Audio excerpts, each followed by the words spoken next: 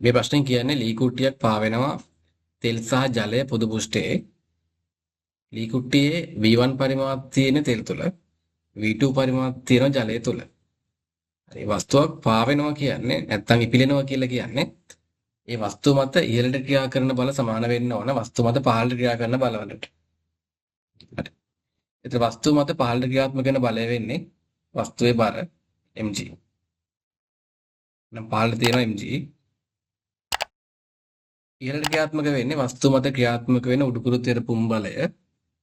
මෙතනදී ඉහළ තියෙන ද්‍රවය මගින් ඇති කරන උඩුකුරු තෙරපුම් බලය සලකනවා U1 කියලා.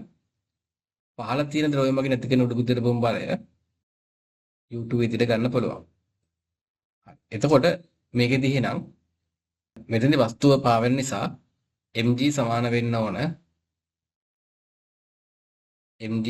වෙන්න ඕන U1 ධන U2 වලට. මෙතන U කියලා ගන්න උඩුකුරු තෙරපුම් බලය. අපි දන්නවා U උඩුකුරු තෙරපුම් බලය කියලා කියන්නේ V rho g. මෙතන V කියලා කියන්නේ වස්තුව ද්‍රවය තුල ගිලී ඇති පරිමාව.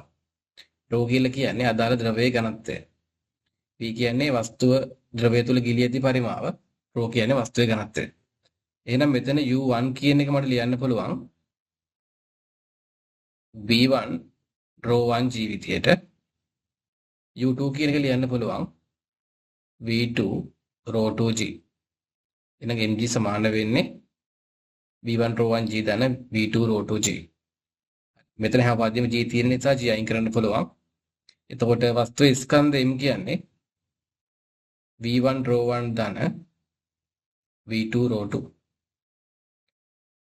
හරි. එහෙනම් උත්තරය වෙන්නේ පළවෙනි එක.